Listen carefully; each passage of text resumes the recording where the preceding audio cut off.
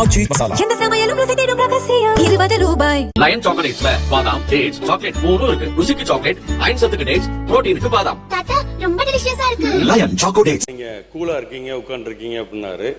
எங்கள் மடியில் கனமில்லை, வழியில் பயமில்லை என்பதற்கேற்ப நாங்கள் மிகவும் கூலாக தான் இருக்கோம். இன்னைக்கு மட்டும் இல்லை, இந்த 5 வருஷம் போய் மக்களை அடுத்த 5 வருஷம் தேர்தலை சந்திக்கும் போது நாங்கள் கூலாக தான் இருப்போங்கிறத தெரிவிச்சுக்கிறோம். மற்றொரு உறுப்பினர் சொன்னார், எங்கள் முன்னாள் முதல்வர் எதிர்கட்சி தலைவர் பேரவைத் தலைவர் அவர்களே, நேற்று என்னுடைய முன்னாள் அமைச்சர் பேசும்போது சொன்னார், கடந்த 5 வருடங்களாக தினமும் டென்ஷன் எங்களுக்கு என்று. அதை ரிப்ளை செய்யும் போது என்னுடைய நீர்வளத்துறை அமைச்சர்களும் அதே சொல்லியிருக்கிறார். நாங்களும் தினமும் நிம்மதியாக எங்களும் தங்களால் தூங்க முடியல, தினமும் எங்களுக்கும் நிமிஷம் டென்ஷனாக இருக்கிறோம் என்று அவரும் சொல்லியிருக்கிறார். மீண்டும் அதை திருப்பி சொல்ல வேண்டாம் என்று கேட்டுக்கொள்கிறேன். ஏனென்றால் உங்களுக்கும் சிபிஐ வழக்கு இருக்கிறது, உங்களுக்கும் இன்கம் டேக்ஸ் வழக்குகள்லாம் தொடர்ந்து உங்களுக்கும் இருக்கின்றது. மாண்புமிகு எதிர்கட்சி தலைவர் அவர்களுக்கு நான் தெரிவித்துக் கொள்வதெல்லாம், சிபிஐ வழக்கு இருக்குதுன்றதெல்லாம் கரெக்டு தான். எங்களுடைய டென்ஷன், எங்களுடைய முதல்வர் தொகுதியில் என்ன பிரச்சனை, மக்கள் பிரச்சனை இருக்குது, அது உடனுக்குடன் பார்க்குறியான்னு கேட்டாருன்றதுக்கோசம்தான் நான் உங்களுக்கு அப்படி சொன்னனே ஒழிய, நான் வேறு எந்த அர்த்தத்துலேயும் நாங்கள் எங்களை பயமுறுத்தியோ டென்ஷன் படுத்தியோ இல்லை. அவர் முதல்லாம் பார்த்தீங்கன்னா எங்கள் சட்டமன்ற உறுப்பினர்லாம் எப்போ எங்களுடைய தலைவர் பேசுவார்னு நினச்சிருந்தாங்க. இப்போ ஃபோன் வந்தாலே பயம் இருக்குது. ஏதாவது தொகுதியில் ஒரு சின்ன விஷயமா இருந்தால் கூட அதை ஏன் உடனே செய்யலன்னு கேட்கக்கூடியவர் தான் எங்கள் முதல்வர் என்பதை தெரிவிச்சு. உட்காருங்க. மாண்பு எதிர்கட்சி தலைவர் சொல்லி முடிச்சிடும். நீங்கள் சொல்லுங்கள், உங்கள் கருத்தை சொல்லுங்கள். பேரவைத் தலைவர்களே, எங்களுடைய சட்டமன்ற உறுப்பினர் முன்னாள் அமைச்சர் அவர்களும் அதே எண்ணத்தோடு தான் பேசினார். அவர் ஒரு மூத்த அமைச்சராக இருக்கக்கூடியவர், வேளாண்மைத்துறை அமைச்சராக இருந்தவர்.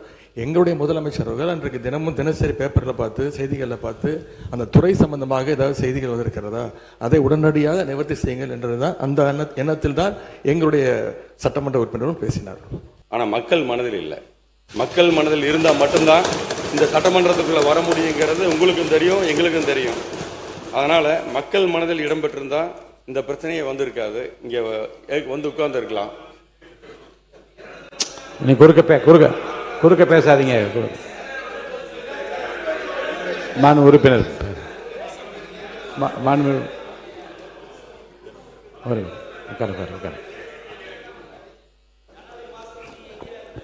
மாண்புமிகு பேரவைத் தலைவர்களே, மாண்புமிகு உறுப்பினர்கள் கடந்த ஆண்டு ஆட்சியில் இருக்கும்போது யார் கூட சுற்றிக்கிட்டு இருந்தார் என்பது உலகத்துக்கு தெரியும். எங்களுடைய ஊரக தொழில்துறை அமைச்சர் ஐபி குடன் அவர் கூட இருந்தார், பழகினார் இருந்தார்.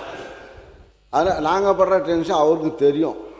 நாங்கள் எதுக்காகனா மக்களுடைய பிரச்சனைகளை அன்றாடம் பார்க்க வேண்டும், அமைச்சர்களும் சட்டமன்ற உறுப்பினரும் இருக்க வேண்டும் என்று எங்களுடைய தலைவர் அவர்கள் கூறிய அனுப்பி நாங்கள் பண்ணிடுறோம். அது இப்படி எங்கள் திட்டமும் மக்களுக்கு செல்ல வேண்டும்.